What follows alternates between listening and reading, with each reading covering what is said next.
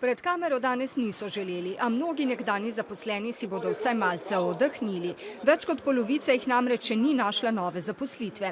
Preko Zavoda za zaposlovanje so poizkusili s prekvalifikacijami, a delodajalcev, ki bi redno plačevali tudi le za časna dela, ni veliko.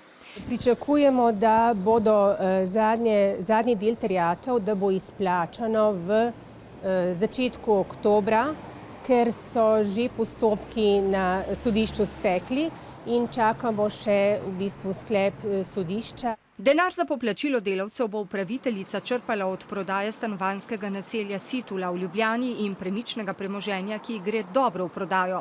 Kupci prihajajo iz različnih koncev države, pa tudi iz tujine. Nekoliko več težav je s prodajo nepremičnin. Svoje pa zahtevajo tudi tako imenovani ločitveni upniki, kot so denimo banke, ki imajo pravico do poplačila svojih terjatev pred vsemi drugimi upniki, vključno z delavci. Agonijo nekdanjih zaposlenih povečujejo tudi počasni stečajni postopki. Je potrebno spremeniti insolvenčno zakonodajo, kajti postopki so predolgi, potrebno je preveč soglasij, preveč birokracije in denar, ki ga delavci prijavijo v stečajno maso, pa iz dneva v dan izgublja.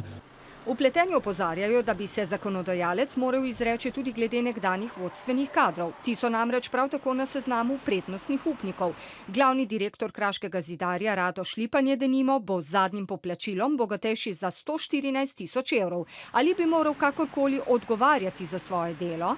Nismo ugotovili v stečajnem postopku nobenih odstopanj oziroma nobenih ravnanj, ki bi kazale na kakršnokoli odgovornost vodilnih, s postopki nismo začeli.